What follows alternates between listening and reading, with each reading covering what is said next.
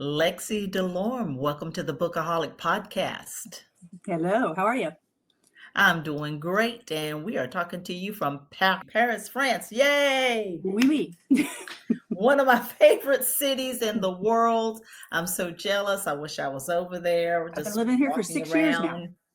Oh, wow. That is fantastic. Wow. Okay, so since we were talking about Paris, let me get into that little part right quick. So, Okay. how is it to be an expat? What is that like? And how does that inspire your writing? Really does. But I have to kind of go a little bit back because the reason I'm an expat is because I kind of always was. I grew up in a military Oh, family, and so okay. we moved. I never lived anywhere growing up more than 2 years, but it was All mainly right. within the US, and I also lived in Hawaii for 4 years growing up. That And was a then hard assignment. so rough, so rough. Yeah. Mm, mm. And then, we went through, I was born in California, Texas, Rhode Island, Hawaii, New Orleans, and then to North Carolina, where I went to high school. Yes. Um, then I And went where to, I'm located, exactly, I went to UNC for law like school. myself. Yep. It's the UNC girls. We're great. And Absolutely. then I got a job doing international startup work for a bank. And Oh, then I basically went out, did new country entry work for South Africa, for Spain, for France, and for China, for Shanghai, wow. and opened up new countries. Did for the bank, did mergers, did de novos, did wholly owned subsidiaries, a whole bunch of things. And then my parents were getting older, so I came back home. But as I came back Hmm. home, I met a French man at my work. And I said, I'm tired of working with French people because I've been working with French people. And my boss was like, oh, no, he's great. And then 3 years later, we were married. Um, yeah, because I was on the legal side of the house and he was on the business side of the house. So it was kind of nature to argue. And we figured we did that so Okay. well, we just do that on a regular basis, right? Long term. Absolutely. Right. So then Okay. we Of moved to course. California. My first son was born in Virginia, and then we moved to Okay. California. And then he got a job doing basically working for a bank as an international manager. And I decided I was not going to take the bar everywhere we moved, so I started writing. And it started out for me doing travel writing. So I wrote for Bonjour Paris, and a few Oh, other places doing travel writing. When in Hong Kong, I wrote for Playtimes. And when I moved to London a few years in 2015, I decided I'm going to start doing fiction because I have I've always I've always been kind of written short stories. That's the one thing that's been the same in all of my jobs, which is I wow. I wrote. So my undergrad was in the sciences. Um, and then I went to, but all of it's writing. I did legal writing, did science writing, That's right.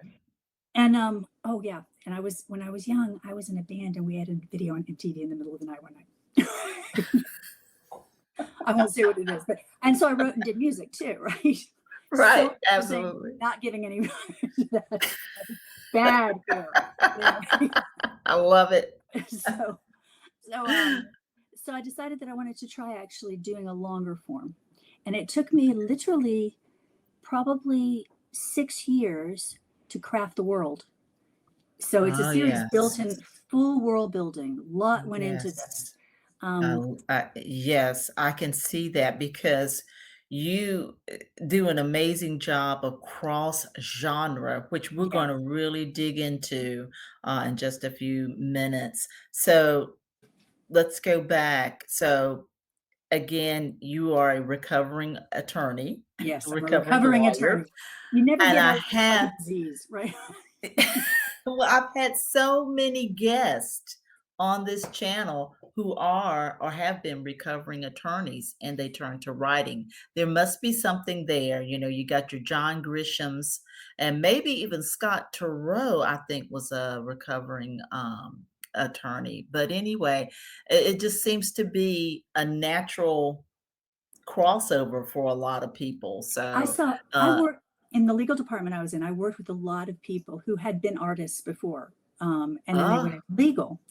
And what oh, happens, yeah, what happens is so I did music and stuff. So what happens, we're all mhm, doing this stuff and we're realizing I'm not going to get any money with this, right?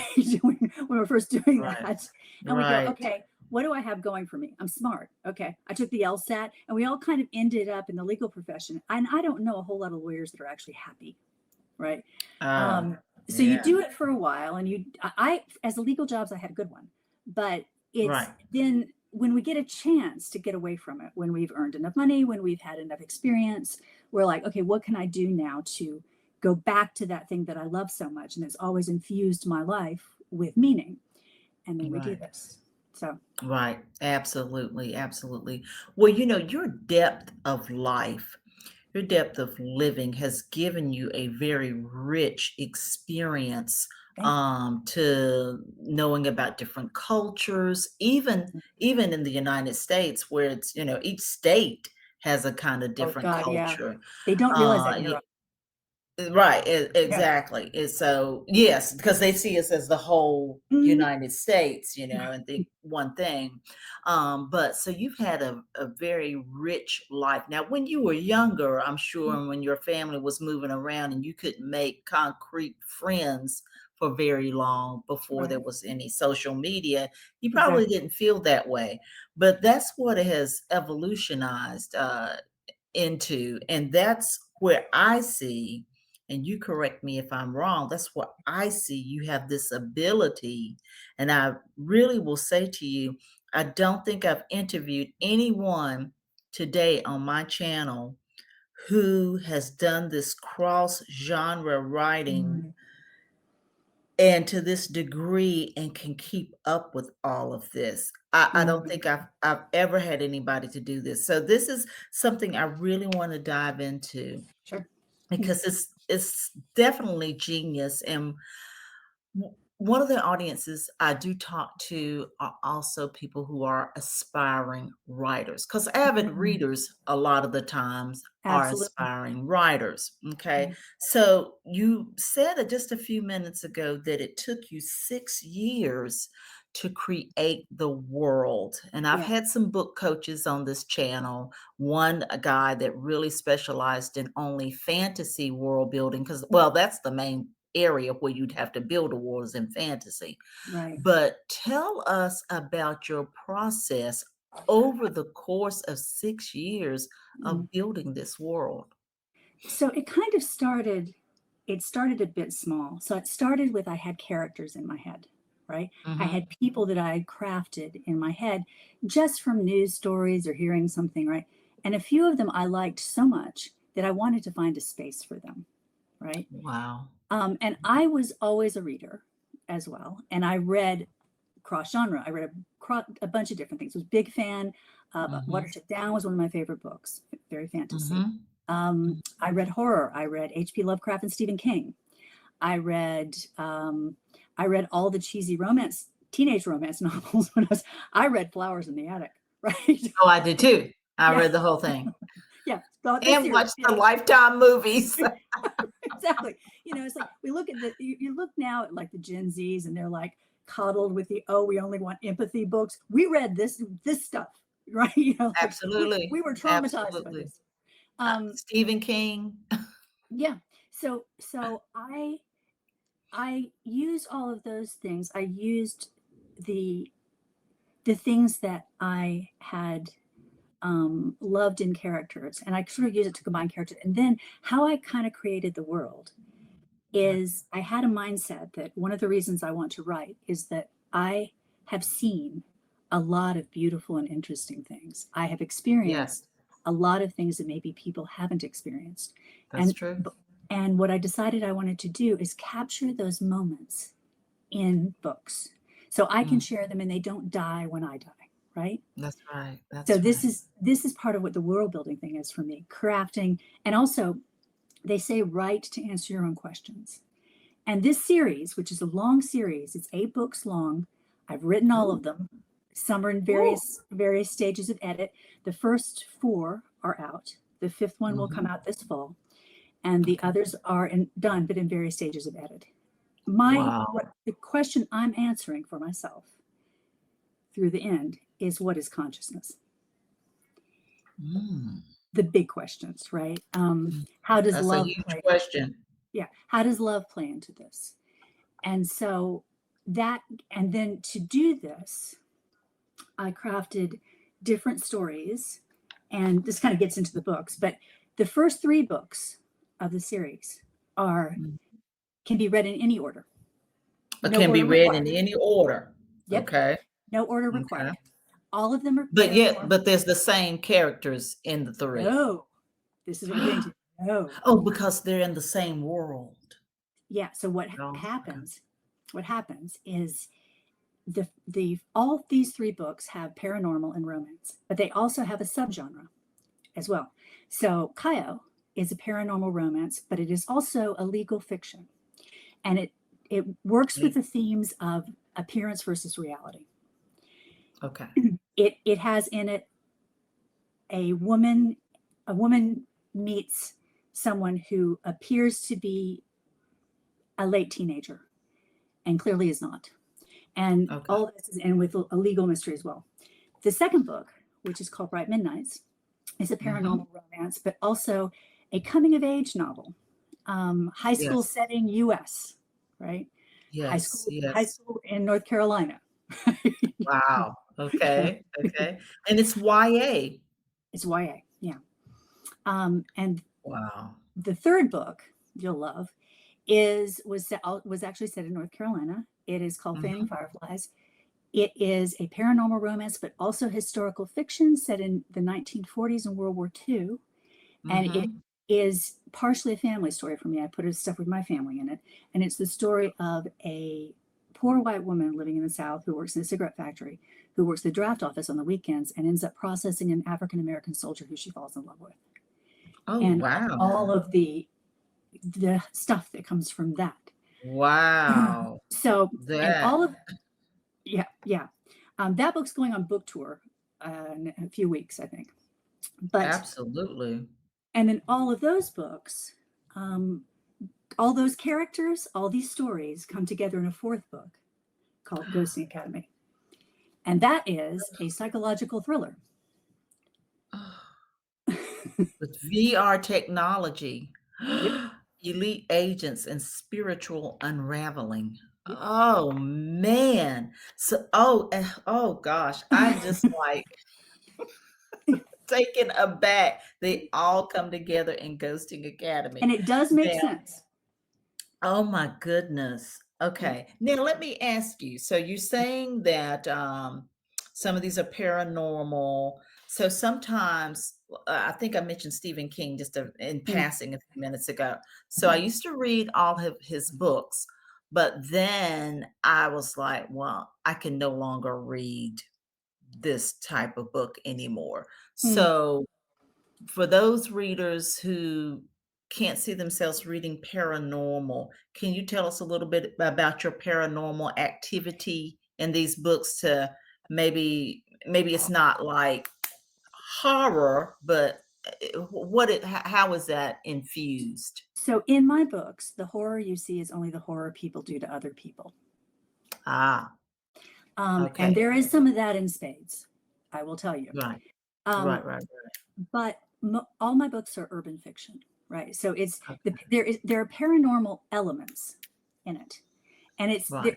there's no vampires, there's no Right. werewolves, there's And no yeah, witches casting no, spells. no, nothing Okay. like that. All right. But you do have spirits, and you have Yes. ghosts, and you have um, different types of spirits, like Right. but it's not. It isn't hardcore. Um, it isn't hardcore horror. It starts getting a Gotcha. bit more horror in Ghost Academy, but I will tell you, check your trigger warnings, because as I Okay. said, this is what people do to people, and Yes. there's a lot of that in this, and there's a lot of people who have been abused, like in Kaio, Sarah Right. starting out. I actually based her on a number of my friends who had been in Okay. relationships, and she is in an abusive relationship when the book starts, and Gotcha. is so deeply entrenched in an abusive relationship she doesn't even see it as abusive. She just sees it as she's not worth anything, right? Ah, And mhm. so this book is about her coming out of that and Okay. seeing a Oh, world wonderful. seeing a world that exists that is not just beyond what she thought of herself, but beyond what she knew. for the good and bad. Basically, the scope of her world went from this to this. With Mhm. it's the spectrum. The bad gets much worse, the potential for bad, but also the good gets much better. So the creation and destruction there. So this is in this the book of Kyle, it's all really about appearance versus reality. So what is being presented as being good and right is actually Mhm. not. And what is Mhm. presented Mhm. as this isn't good, this isn't right is actually okay or Right. good or loving, right? So it's very Yes. much looking at that. And the people that I found that had some issues with this book, because what an appearance of an age gap, right? Mhm. Um, the Mhm. truth is, the character of Kyle, although looking about 16, 17, is 136 years old. And, Oh, and it okay. becomes Wow. pretty apparent really fast for her Right. because she's super smart, very trained in this stuff.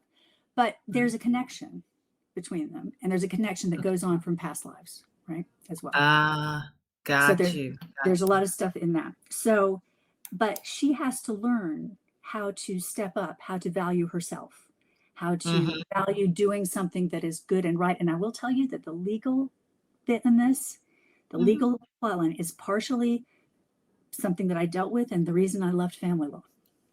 Oh, yes, Um, yes. Wow. so so I do bring my life into this and things that I've experienced. Um, Absolutely, absolutely. and And the as you should, it's well, it's I feel like, you know, it's kind of hiding my life and things like I would never be bold enough to write an autobiography. Right?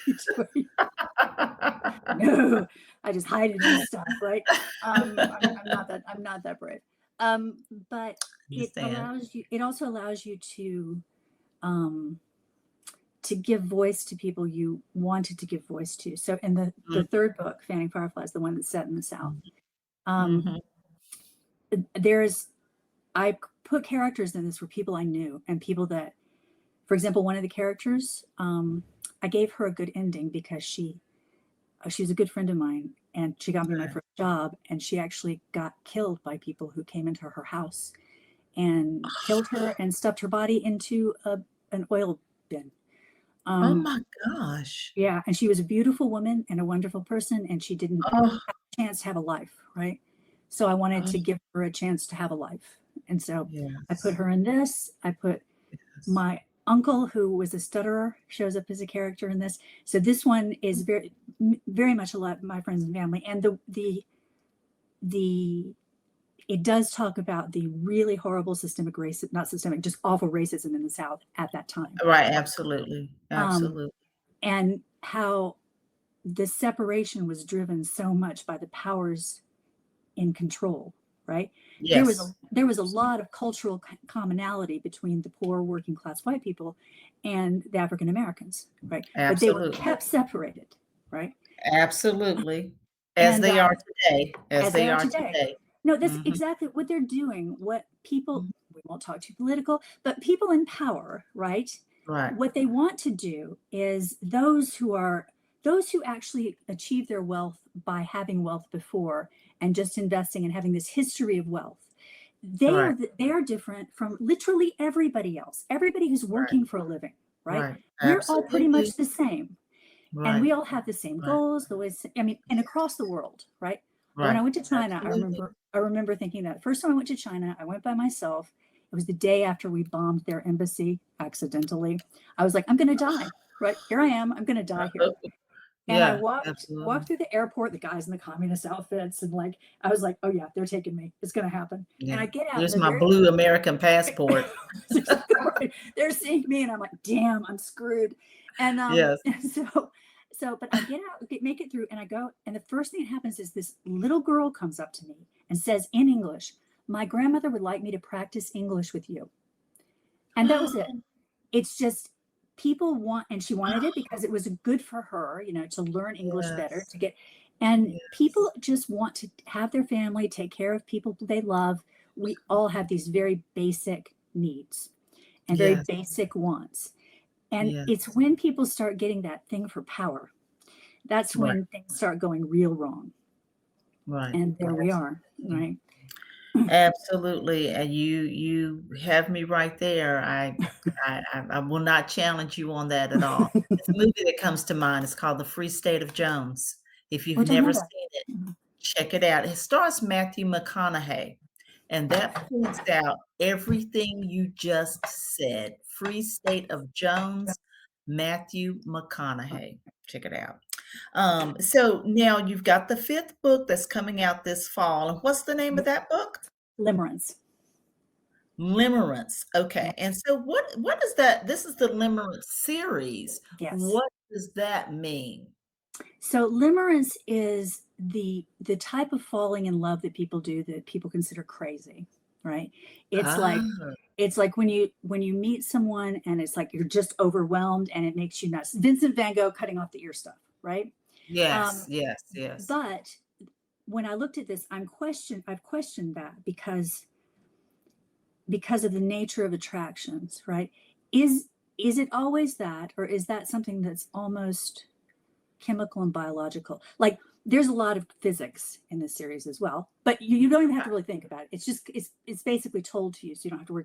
People don't have to worry about it that much. But Right. um, the second book, uh, Bright Midnights, is about attraction in all of its forms, good, bad, and ugly. Um, Mhm. and this book, Limerence, coming out, is seeing the other side of these stories. So up to this point, you've seen these characters.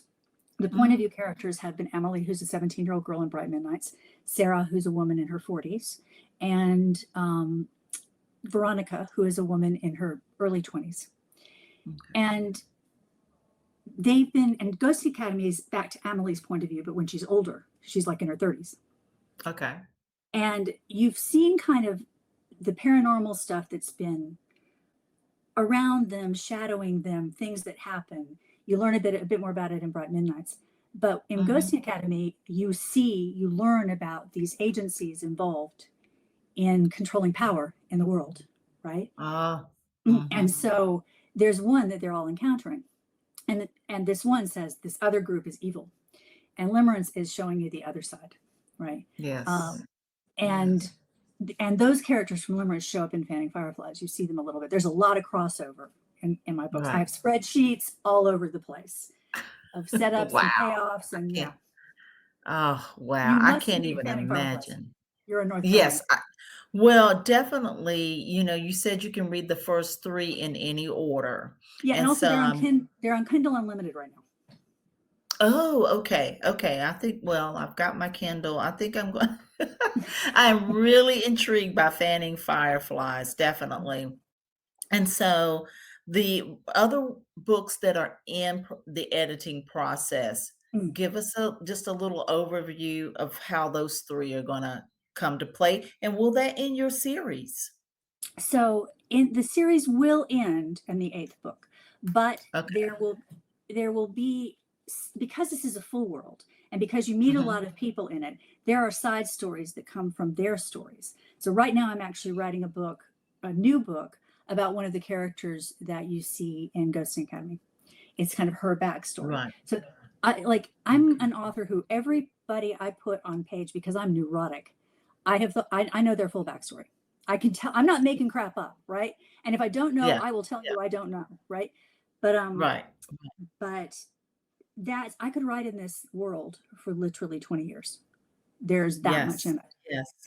Well, it So took you 6 years, so definitely make the most of this world. yep, Absolutely. yep. Oh, But wow. I I can tell can you imagine.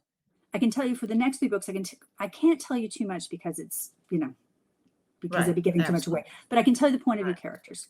So in Limerence that comes out in the fall, the point of view character is a person hadn't had the floor before, which is Dante, who is a ghost. Okay. Um, Oh, and he's so much more a ghost and so much more. okay. um, he actually was, when he died, he was in Carthage, and he was from Tunisia originally. So Oh, um, we're going ancient times. yeah, and Okay. um, and then Kara is his partner, and she was actually from that same kind of time, right? Mhm. And Mhm. so they're the point. He's the point of view, and she has created this thing. And then for the book after that, it's called Mirrored Lands. The point of view is Amelie again, who's the one from Bright Midnights. but also a character I can't tell you about because it's really a surprise. And Okay. then the next book after that is called Outliers, and it is the point of view of Sarah from Caio again, Mm, and Dante. okay. And then the last book is called Verite, and it's got 3 points of view, but I can't really talk about those. But that's kind of Gotcha. the end. So Wow. Wow. I I do just stick the love landing. this. Okay. I just love this. This is very, very fascinating to me. Thank you. And so I'm sure all of these will be very fascinating to my listeners and my blog readers because, you could literally take one and move on if you Mm, wanted to, because the yeah. first 3 are not to be read in order or anything like Oh, that. oh, But this then is this. oh, that's what a beautiful cover. These are the Oh, pretty I shiny love covers. By the that. way, I will be at New York Comic Con this year. Oh, really? When Yep. is that? It is October 9th through 12th. Okay. And this is Fanning Fireflies, the pretty cover. Oh, another beautiful. Oh, that's beautiful. Oh And Bright my, I Midnights. love these new covers. I Yeah. love them. Oh, beautiful.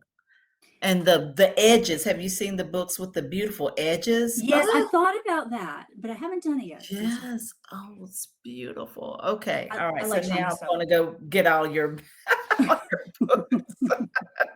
As if I'm not reading like 8 books right now at the same time. I admire that a lot. This is why this channel is called Bookaholic. Yeah. I have a problem, I'm telling you.